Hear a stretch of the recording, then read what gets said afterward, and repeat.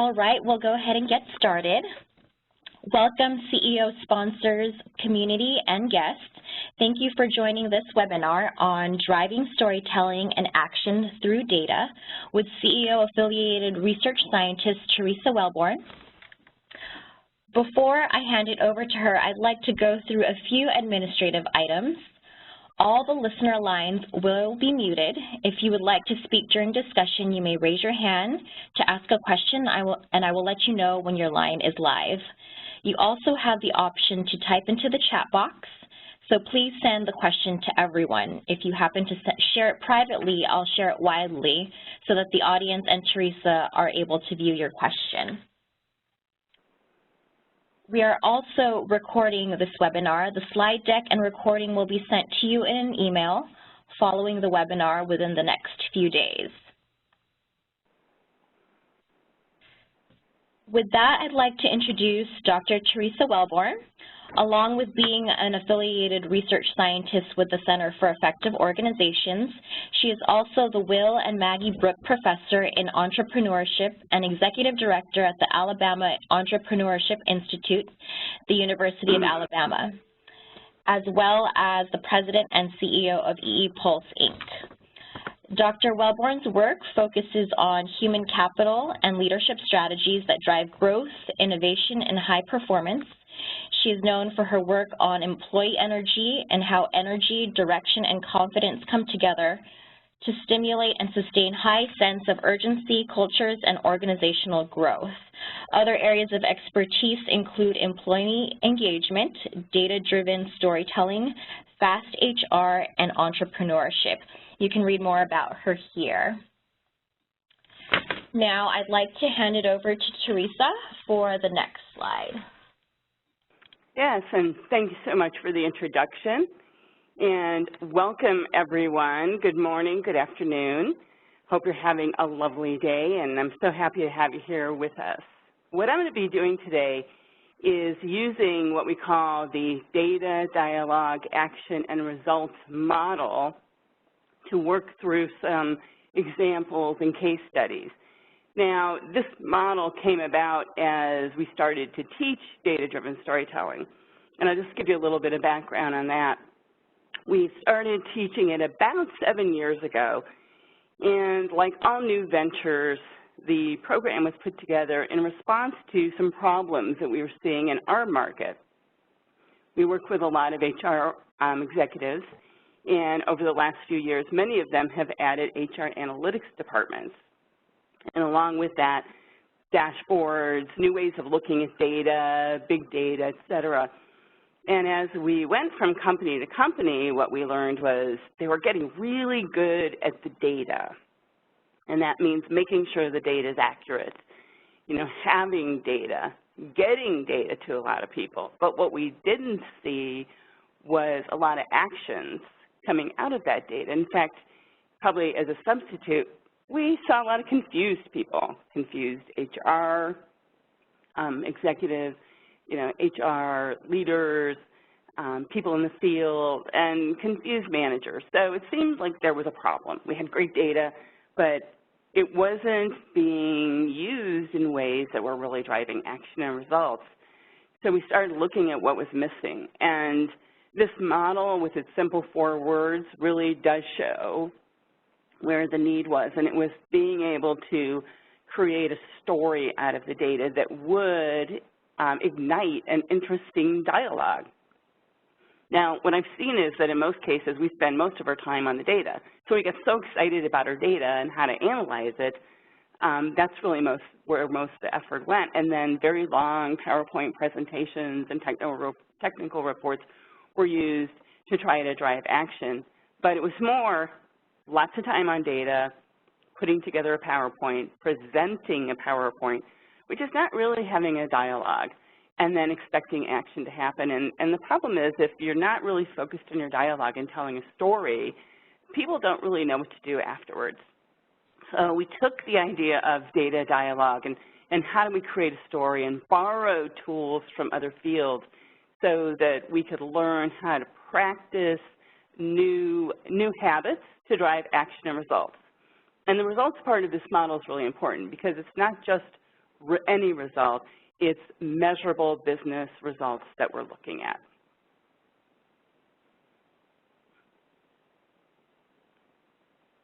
Oops, sorry, I went too far.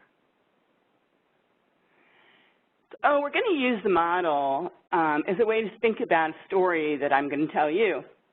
And this is a story about how General Motors used the DDAR process to move into a situation where they were able to have much more impact on a problem that they saw. And the story comes through the lens of Sherry Marshall. Sherry, at the time we were working on this case, was the senior manager in charge of talent analytics. And since then, she's done such a great job that she's been promoted and is working in a different position. When Sherry started doing data analytics at General Motors, she called it a one-woman show, and she was part of the HR planning group. She was able to build out the department after her first year alone, and I love the title she gave when she talks about the people she added. They were very well-trained, PhDs, experts, really knew data well. So one individual, she called her data wrangler, someone who could get in there and look at all that really big data that General Motors had. And the second person was what she called a modeling expert, someone who would not just analyze the data, but really think about causality and knew the business. And then her third person was a statistician. And this formation is very similar to what I've seen in other organizations that are starting to go down the analytics path. We hire people who really understand data and some who know the business well. And Sherry herself did know the business very well. And they were really interested in taking their data and trying to help General Motors, obviously, be a more successful business. So where they were looking for problems, looking for opportunities.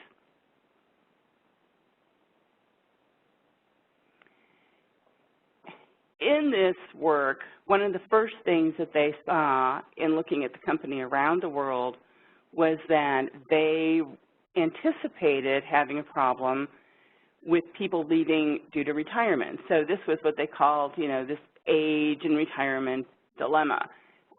So they analyzed the data, they created some very simple bar charts like the one you're seeing here, and as soon as they had their deck put together, they started presenting it to managers and senior executives. Now, the response that they got from this was that people were really interested, they liked the data, they understood the data, but they spent their time asking a lot of questions. So, the big question was, well, what if we cut the data differently? What if we looked at it for another country? What if we thought about this or that? So after lots of meetings, they ended up in a situation where they had data, presentation, a little bit of dialogue, but no action, because nobody was really compelled to take action because they had too many questions. So with all that statistical expertise in the department, they went on to the second phase, which was to add more rigor to the presentation. They did a binary logistic regression. They put in predictive models. They got more demographics and control data. They looked at it globally. I mean, this was a very sophisticated analysis, which a lot of people don't have the expertise to do. And they were looking at predictive models on the risk of people leaving because they were worried again about this age and retirement problem. But they didn't stop there because they realized that not everybody's going to understand the statistics. So they also invested in some visualization techniques. And these are just two really, basic pictures of the kinds of things they had in their presentation. So it was prettier, it was easier for people to see about what happened. They got the same reaction they had with the first bar chart presentation. So really interesting, but is it significant? Who are those people? What if? Again, lots of time, lots of effort, no action. They were basically stuck. So they had the data, they were trying to create the dialogue, but they just couldn't get past the kind of presentations they were having. They weren't having an impact. So they decided to do something else. And I'm from Detroit and spend a lot of time, I was on the faculty at University of Michigan, so I've known General Motors for many years, and happened to connect with them, and they learned about the data-driven storytelling work, and they thought, well, you know, why don't we give that a try? So I spent a day with a very large team of people, not just in the HR group, but from other groups, working on some techniques and practices, and then after we did the one-day program, spent half the day with Sherry and her team. And they wanted to talk about this problem. And we also looked at, you know, how can we be innovative? How can we think differently? How can we use some of the tools that we learned in the first day to help tell this story about the age and retirement problem in a different way so that we can drive action? So first we went back to basics. Now, again, as an outsider, sometimes it's easier to ask questions. So I went back and said, well, why is this the topic you pursued? You know, why all this effort on the age problem? What are the assumptions that they had going into it? And then we had a really good discussion about the assumptions of the people they were trying to influence and started looking at different scenarios. So, you know, why might they accept this message? What might be some of the challenges they have? And even for me, when I thought about, you know, as an outsider just looking at GM from the outside, I said, well, you know, this is a company going through a lot of transformation, and maybe it's not so bad that some of the employees are going to be transitioning out because there's an opportunity there. So as we had that discussion about different scenarios and mindset, they reviewed their goals again and thinking about what they really wanted to do. And we had a non-statistical discussion about how to frame these data in a way that might drive action. And we did that by using the DDAR model, Data, Dialog, Action, Results, but we flipped it around. So we focused in on question number one is, what are the results that you want to achieve? And again, this group was smart. They knew the business, they know the data, so they understood the kind of results that we might need to achieve. And then what actions would have to be taken to achieve those results. So after having that frame of mind, then we talked about the conversation. How do you influence the people that need to take action? What kind of things are they struggling with? And then from that, we backed into the data that was important. And the question was, you know, what story do they really want to tell?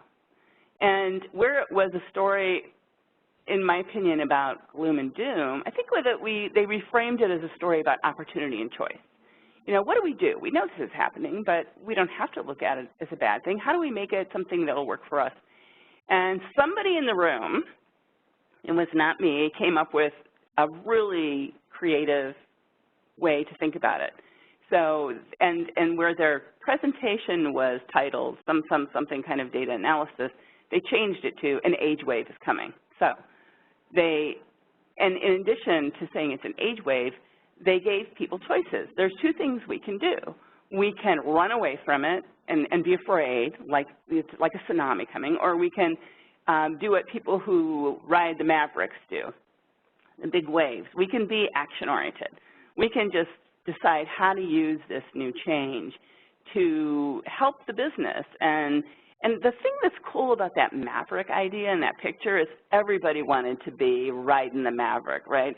Riding the big waves. They didn't want to be running away. So it gave the individuals they were presenting to a different emotional reaction. And what's really important is they had an emotional reaction because they knew what they wanted to do and to be and not be.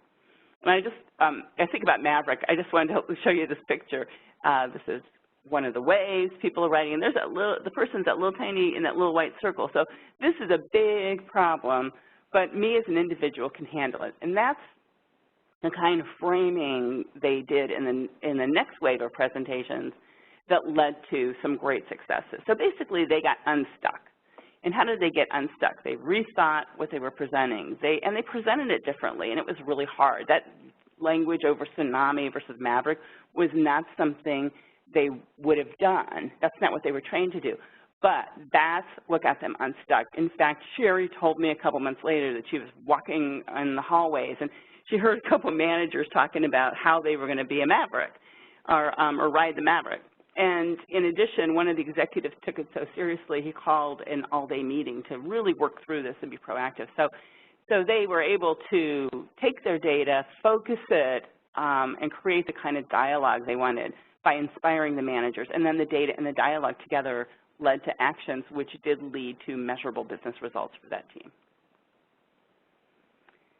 Now, with that story in mind, let's talk a little bit about just kind of this big process. So when we think about data, dialogue, action, results, there's really three pieces. So we get the data, and I know a lot of companies are still focused on getting the data. You know, I hear a lot about, well, my data's not accurate, it might not be the right data. And in most cases, I like to mention that not every department in every company has completely perfect data. So if you're comfortable enough with your data, if you think it tells the right story, still use it. We want to make sure we're just not in data analysis paralysis mode. And then once you have your data, you got to focus and create the story. And we can use different lenses. One of the tools that we use when we teach data-driven storytelling is the genre tool. Like, what genre do we want? What kind of emotions do we want to elicit? And then there's some data that, you know, it's really just kind of boring data, and it's like a documentary. There's no emotion connected to it. And then you write your script and finally tell the story, and there's a lot of different ways to tell stories. So these are the three processes. Now, the problem in enacting and using the data, dialogue, action, results model is that there are a lot of individuals in your company and in your HR group that will be resistant, and they resist trying to change what they're doing with data because of some myths. And I want to spend a little bit of time talking about those myths because as you move forward in your own organizations, you might want to have these conversations. So myth number one, more complex data are better data. This is just not the case. So it's really cool to have complex data. I mean, I love data. I love doing sophisticated data analysis. It's, you know, you find things that other people don't know, but frankly, presenting that data to people is very difficult because if it's complex, that means other people can't understand it. And if they don't understand it, they're going to ask a lot of questions. So a lot of times you can use your complex data to find something, but then I would beg people to then know the finding, but discover a simpler way to communicate. So I'll often do regressions with control variables and, you know, do all sorts of analyses, but then I find out a way to put it into a 2x2. So I take just two baby variables and put it in something so people can demonstrate. Or, again, if you're going to stories, one of the things we know is that being able to connect people to something that has meaning to them is important. So I might have my little 2x2, but when I have the numbers in the boxes, I have a story of a department or a person in every one of the boxes I'm telling instead of just running through numbers. So complex data are not necessarily better. I mean, again, I've just got story after story of companies that have these big models, and when you talk to the managers, you find they don't want that information. They want something simple, and we've been able to even do things like a focus group to get the answer. Now, again, you don't want to base your recommendations on just one focus group, but what if the focus group helps you make the complex data more understandable? Okay, myth number one. Myth number two, our job is, and I hear this all the time, we don't want to present the story because that would mean we interpreted the data by ourselves. So what I hear from a lot of individuals working in the HR function who are just wonderful at servicing the company and helping managers make decisions is that they feel like they have to meet with the manager and work through all the basic data so the manager decides what it means versus analyzing the data, coming up with a story and presenting it. And I have this picture because basically what you're doing then is you're asking the manager to do your job, right? You don't have, the president of company doesn't have the finance person come in and work through all the details. They present the findings. So being able to have that conversation that we expect our professionals in HR to have an opinion and to have a point of view is really important. And I can tell you when I'm teaching, sometimes I have 1-hour conversations about just this topic. They think their point of view is not valid, or they think their point of view, having a point of view is the wrong thing. So this idea that we present data and it's not our job to analyze and come up with a story is something we all have to work on. And that really is connected to myth number 3. And I've had many people say this to me. Again, it's not just that I don't want to do it. I think it's unethical and dishonest to tell a story with the data, because what if my story is wrong? Okay, and I'll quote that it's easy to lie with statistics. Sure, and the problem here is, yes, it is. But again, what's the alternative? That we ask managers to find the story in the data? So we have to get over this point of view that it's unethical. It's not our job. The company is paying us to be able to not just get the data, but interpret it. And most of your HR professionals know the business. They understand it. The other interesting thing is when I'm in a large group, I ask, what's the worst thing that can happen? So let's say that you found the wrong story, and what happened? The manager communicated more with the employees. You put in a training program. You know, the kind of recommendations we're making often with our data are things that are going to help the company regardless. So again, if you're putting in an HR analytics group, socializing what you expect of individuals and understanding their resistance is really important. Here's one more myth. And again, it's one of those things that when you're in the room with people for a couple of days doing an exec ed program that comes out, there are a lot of departments within the HR function we find that think they don't really need measurable business results.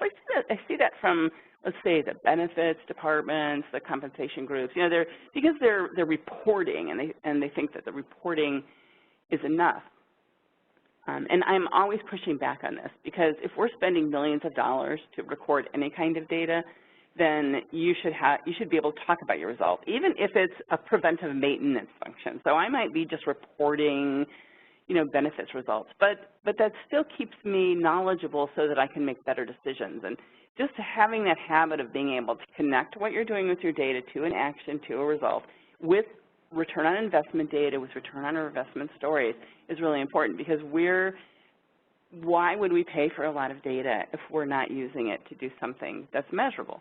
And if it's really, really hard to measure with numbers, like an ROI analysis, ROI stories can work really well. Even just being able to say how you prevented a problem from happening. So again, this is one of these things we really need to understand the kind of assumptions people are making, what the resistance is to using data, and to learning new skills. Now, what's not a myth at all is that our job is to be a data-driven storyteller. So it's not just telling stories that are disconnected, or that stories from the old times. It's about using data to tell a story. And this is critical, of course, only if you want to drive dialogue, action, and results. Now, there's a lot that we could do around the science behind this, and I'm just going to give you a little bit of information, because we're obviously limited in our time, but there's some really interesting work coming out of the neuroscience field, which is focused on how the brain works. And I'll just give you my baby version of this. Is, you know, if I take someone and put them in an MRI machine and they show them a lot of numbers, bar charts, pie charts, fancy numbers, simple numbers, complex numbers, what happens to the brain? Pretty much nothing. So the synapses don't go, you know, they're not processing the data. And I think this is a really important point, because a lot of people I meet think that there are certain kinds of people who will not respond to a story. So I'll hear, oh, my clients, or, you know, the managers I work with are all in finance, and this would never work with them having a story. You know, or I have somebody on Wall Street that I'm working with, and that wouldn't work for them. And basically, we go back to this point that we all have the same brain. I mean, again, we might not believe that, but, you know, finance individuals also like a story. They don't want to be bored to death by PowerPoint. So the neuroscience work is really helpful in thinking about how the brain processes information. The other thing we know is that if we want people to take action, they need to have an emotional response. So when I put somebody in the MRI machine and I tell them a story, all of a sudden the brain starts sparking, because they're interested, they have an emotional response. And you need the emotional response so that they can remember. They need to remember if they're going to take action. there's a lot of work here that really supports the fact that we need to take our data and drive a story with it. The other thing is there's some really cool research on sense making and common sense versus uncommon sense. And it really supports the fact that a dialogue involves two people. So we shouldn't just be presenting numbers at someone, but we need to think about what's in their mind. How are they processing it? What to them is common sense? How are they putting together mental maps so that they can think about, well, if this is really a problem, what happens when I make a change? How do I get to that result? And again, I don't have enough time to go through all this, but there's some really useful information that can help you think through not only how to tell the story, but then how to engage managers in the right conversation afterwards to help them drive action and results. And the last piece that I think is really interesting is research on choice. And a lot of this work has been done in marketing. So, their motivations are, do you want to buy soda number 1 or soda number 2 when it helps you make the choices? And one of the conclusions out of that I find interesting is that where we think there are many, many choices, there really aren't as many as you think. And probably within business, in some of these situations you're in, there are even less because there are ethical choices and legal choices and non-legal choices. And so sometimes we can help managers just by narrowing down the reasonable choices so that they are more likely to take action. And again, there's lots of information on all of this, and you can find some of the research, and we have some resources on the CEO website also. Now, let me tell you another story. So we started out with one story. We talked about the data dialogue action results model. We went through one case study. We busted some myths, talked a little about science, and now I'm going to bring you back to another case. And I'm going to call this case, Better to Not Be the Bozo. Now, you notice the bozo is a punching bag. So it's even worse to not be Bozo the Clown, and you don't want to be the punching bag Bozo the Clown. But unfortunately, that is what happened to someone, and I'm going to tell you their story. So in this scenario, the company's name is not being disclosed, but it's a financial services company in the western part of the country. And they had gone through probably about 3 years of really tough business challenges. And we're just pulling out of it. So, everybody was working a lot of hours, their financials were strained, people weren't getting salary increases. And they were feeling good, though, because after 3 years of things being very difficult, they were starting to do better. And the human resource group decided that this would be a good time to do a survey, because now that we got a little funding, we want to make sure we're spending our money in the right ways. And we, can learn and show the employees that we're interested. And so they picked a vendor who did an employee engagement survey for them. And it was a pretty standard survey. The questions were from the vendor. And after the survey was completed, the vendor came out to do a presentation to the senior team. Now, just put yourself in the frame of the senior team. They've worked really hard, right? They're exhausted. They just, sometimes you just don't need any more bad news. But the vendor had a standard presentation, did not necessarily take into consideration the mental maps of the leaders or what they might be thinking. And instead, it was a presentation. It wasn't a dialogue focused on what the vendor believed was right. The CEO asked this individual to leave, and I'm not sure if he did it to his face, but definitely to the HR group called him a bozo. So this was not, again, it was a great idea, great timing, but it was data, period, data present. There was an action, I guess. They asked the person to leave. And the result was that the HR team was, after this, wanted to figure out how can we recover. So they still believed the survey was a good idea. They still thought that recognizing the voice of the employees is important. And they wanted to some way salvage this project. So, again, I know about this case study because I got involved and I met them at a presentation and they said, hey, can you, help us with this? Now, after knowing the first person got kicked out of the room, one thinks a little bit about whether you want to take it on, but I really thought that we could do something different with the data. So I spent a lot of time with the HR team and met with the executives and did the due diligence ahead of time. And And what we learned was that, yeah, I mean, they just don't want to hear high-low scores, and they don't want to hear that people are unhappy with their pay, et cetera. And somehow you had to recognize that there was a lot of good work going on. So when I looked at the questions on the survey, I thought, well, how can we reorganize this differently to fit more with what the leaders needed and to give them a message that they could accept? So we came up with this idea of organizing the questions based on the employee value exchange proposition. So not just what employees want, but looking at the balance between what employees get from the business and what they give. So we took all the standard questions and we put them in the bucket. Okay, this question goes on what employees get. So it might be my pay, my rewards, my tools in the job, et cetera. And what they give is, you know, I'm giving, I'm energized to do my work. I'm giving time for this. You know, I'm helping the company. I believe in the company. I'm asking, you know, my friends to come work for the organization. So we looked at those two things because the theory behind it was that, you know, we should really think about whether those are in balance. So if employees are giving as much as they're getting, that's a good exchange. And it's when we're out of balance that we might have problems. And that message resonated very, very well with this leadership team.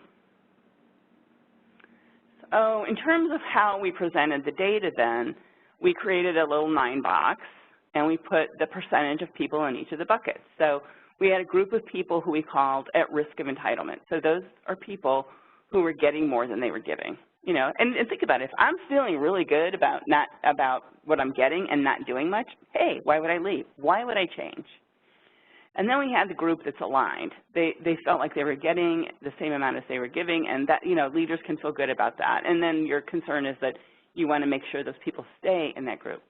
And then there was another group we found that we called the neglected warriors. And one point here is the naming of these categories is really important because, again, I'm trying to elicit an emotional response from a group of people who are pretty exhausted and tired, but I'm asking them to take an action. So these neglected warriors are people who really are giving a lot to the company, but they don't think they're getting as much as they need in return. Now, that's important because if I just spent 3 years being exhausted and working hard and I don't feel like I'm getting anything out of it, and by the way, now the market in general is getting better, I'm being called by recruiters, you know, odds are people in that group are going to leave, right?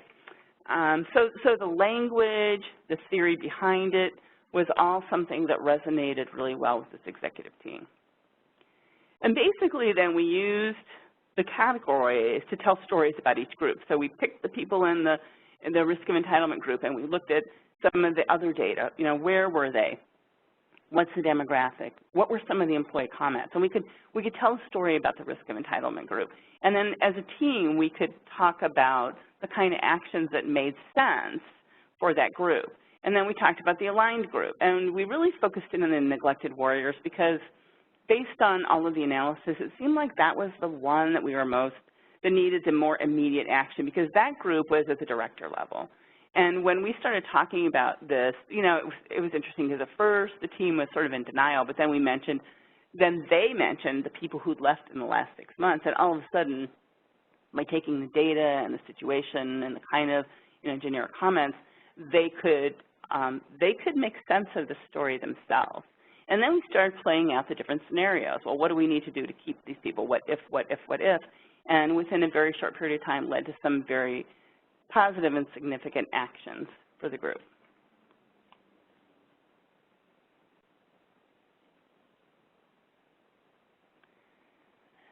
So I'm just going to go back to the science conversation for a minute. The neglected warriors term really stuck for these individuals, and because, and I think that's a thing that got them emotionally connected and driven to action. Now, the other question I get is, so I had all this massive amount of data in this project and did lots of analysis. I really only showed them that 9-box, and I had a big appendix, but I didn't need to show them the detailed analysis. The detailed analysis was in the back end, and I could happily have had a conversation with the individuals in another meeting. But I avoid at all costs putting in massive amounts of data, and because it just leads people to ask questions that that are going to sidetrack my conversation. Again, the dialogue has to be focused. If you put too many irrelevant numbers up there, it will lead to distractions. And unfortunately, I think a lot of times we're not confident enough in our data, so we put in all those extra numbers because we're somewhat afraid that somebody's going to ask us a question that we can't answer. But it never helps. I mean, you put too much up there, and what do you get? You get the questions about, is it statistically significant? Is it this? What about that? What about this? And you're just totally sidetracked, and then nobody's paying attention. So part of what you're doing is building your credibility. And what we've learned is that you don't build your credibility by putting more numbers in. You build your credibility by telling a story, and the story meets the needs of the business.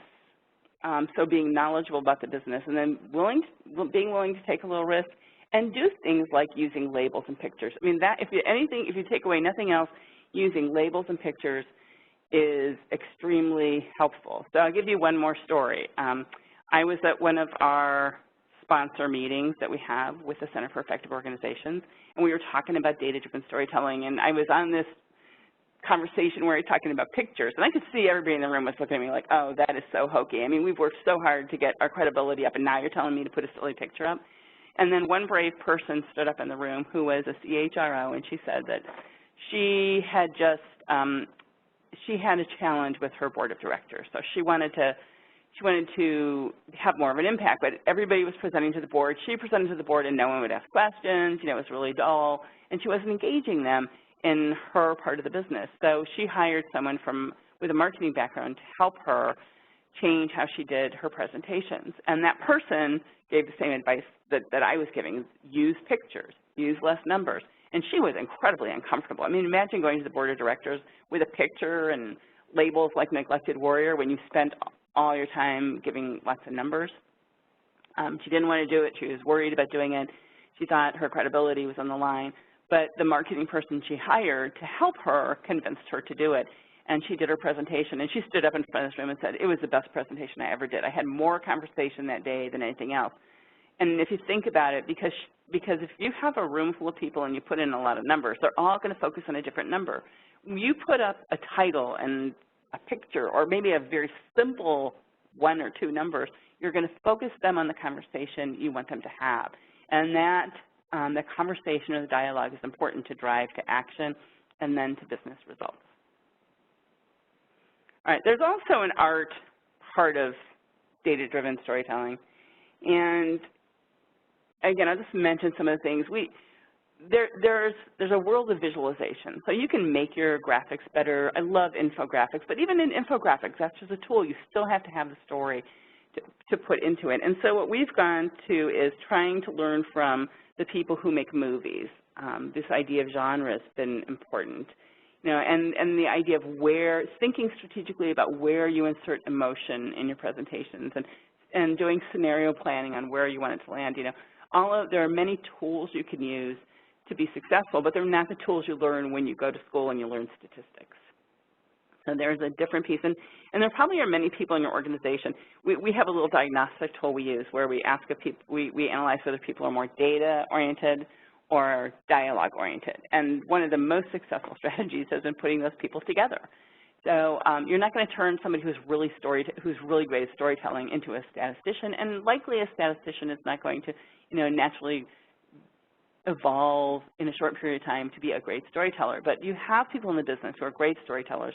They know the business. They have examples of people and drama that they can add to your statistical analyses. So getting those people on teams has been really successful.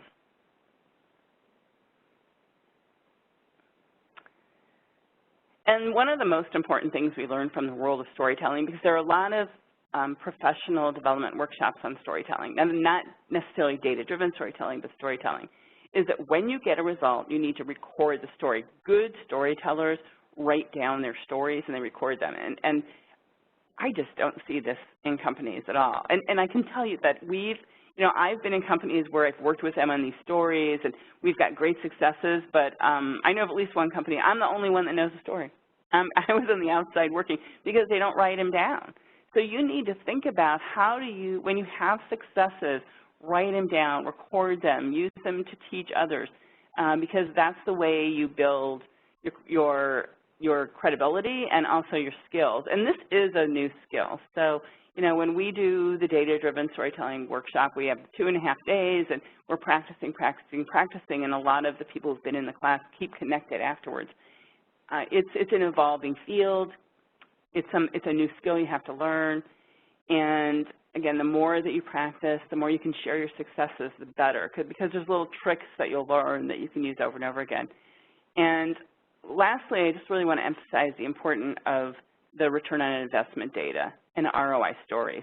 So this is incredibly compelling, and I've been able to show as a result of this work, you know, over 2,000% return on investment with numbers, and then backing up the numbers with stories of little things that happened from people using their data.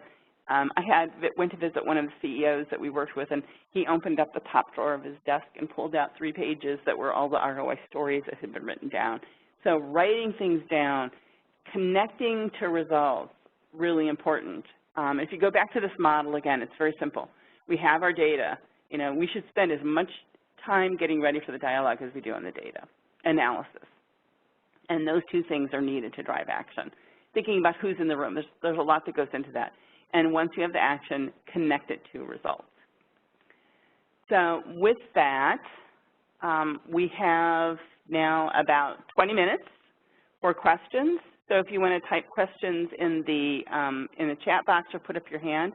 And also, if you just want to tell us your stories about things you've done that have worked, you know, happy to, it'd be great for everybody on the call to hear some other stories. Yes, thanks, Theresa. We'll give those listening a minute or 2 to type out their questions in the chat box. I'll read them out as they come in, or if you would prefer to speak, just raise your hand by clicking on the raise hand button.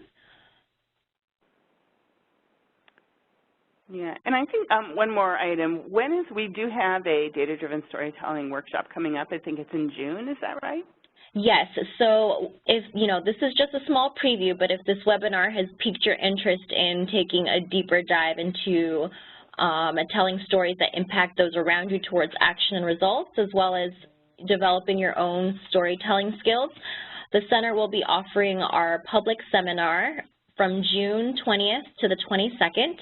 It will be held in Seattle, Washington, and hosted by Starbucks this year. And of course, you can also go to the ceo.usc.edu website to check out more about the course objectives, as well as it'll direct you to the event registration, and that's under our Public Programs tab. Yes, thanks, Theresa, for that reminder. Okay. Okay, a couple questions are coming in. Okay.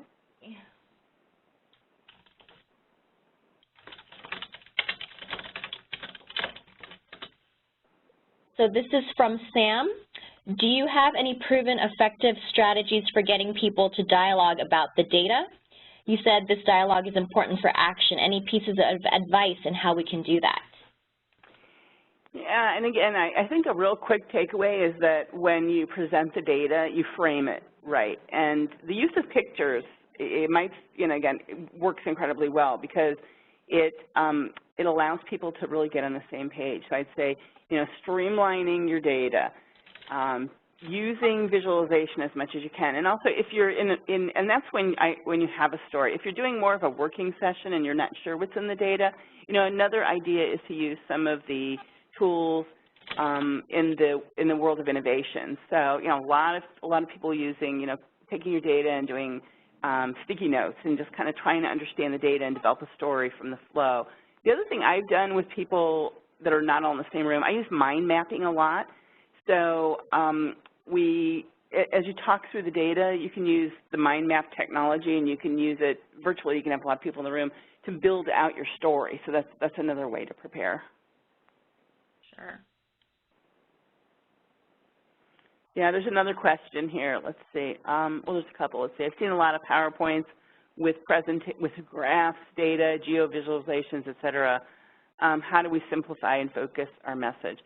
Yeah, I mean, again, it's the working part of it's working on the story. So again, I can't emphasize that enough. I would say just don't present all that data. If you have too much data, it should be in the appendix. So pick out one story from the data you think that is important based on what the business is trying to achieve. And then tell that story with as few numbers as you can and as focused as you can. And again, when you think about telling stories, there's another tool of just thinking about the beginning, middle, and end, and the story structure that can help you. There's another question after that. Some of our executives aren't used to seeing data coming from HR yet. How do you balance the simplicity of the storytelling and letting them see the underlying data and analysis that's been done?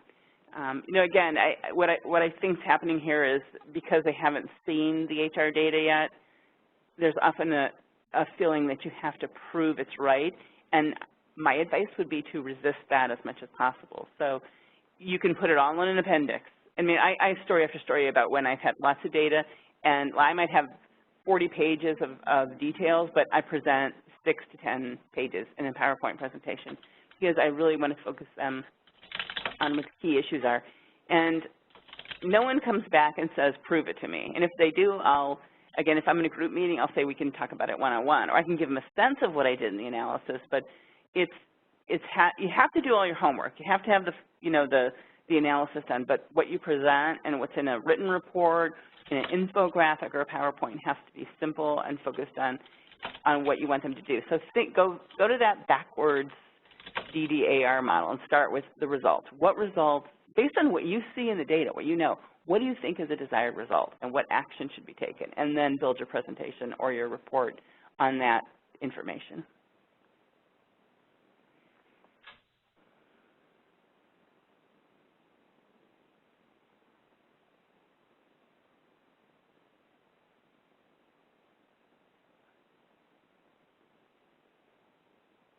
Okay, there's another question or comment. Sometimes a barrier to telling a compelling story is that the action required is kind of political. If I present numbers and observations, I get to say somewhat outside of the fray. But if I add emotion and narrative, I seem more positioned than I maybe want to be. Okay, I understand that. Okay, then it goes on to say that they feel like their role is to present a documentary. Yeah, again, if politics and different opinions are the nature of being in an organization, right? So the question for all of you in that same role is, do you want to drive action or not? So if you want to drive action, I think you have to have a point of view. Now, there's ways of presenting a problem where you don't have to, get more feedback, get more people involved, but I would say the next time you do this kind of a presentation, just try it. Just try, even if it's political. You're presenting the scenario and the story. The people you're working with are going to help with the actions. But the tendency to want to stay away and be politically neutral is not going to drive action.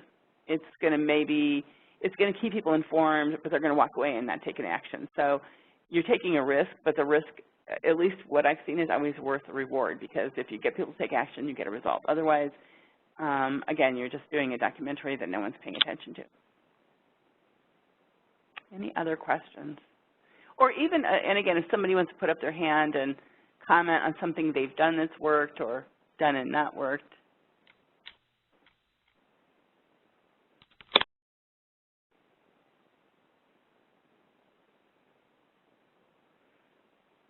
Yeah, I think, one of the points is everybody who's working on their HR data, you have more than just the data. You have the context. You know what's going on in the business. And if you don't, you can talk to people who do. And think about what we do versus what people do in other fields. And again, marketing. Maybe in marketing, people are trained to be more compelling because they're trying to influence. But there's something to be learned there, because we also have to be influencing to drive action.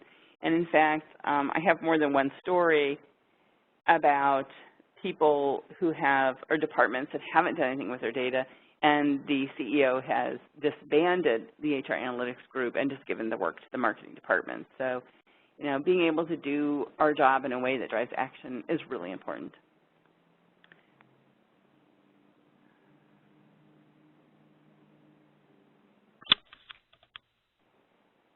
All right, we have one more comment. We present very detailed presentations to the C-level executive but not much gets done. Will this help us drive action? I can say that from examples of people changing their presentations, yes. And I have several examples of students that have come to the program, gone back, and changed how they did their presentation and had great conversations. Now, it's more work. So when you start telling a story and you have a monthly presentation, you can't tell the same story every month, right? If you have a standard template of presenting data, you can just keep presenting the same data. But once you go down the storytelling path, that means every time you're going to have a different presentation because there's a different story that you want to communicate. But if you're willing to do that, you will get action and be more successful. At least, you know, again, I've seen it with all the people that I've worked with that have tried it. All right. I think we'll just give it another minute, and if we don't have any more questions, we'll end a little bit early, which I'm sure everybody is okay with. And if you have any questions, feel free to reach out to me.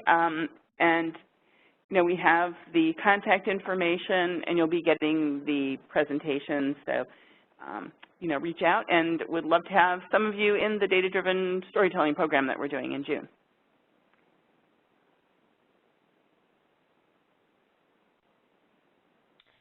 Yes, thank you, Theresa, for your webinar today. Again, if there are no further questions, we can leave it here. The slides and webinar recording will be shared with you in the next day or two. Thank you all. Thanks, everybody. Have a nice afternoon. Thank you. Bye. All right. Bye-bye.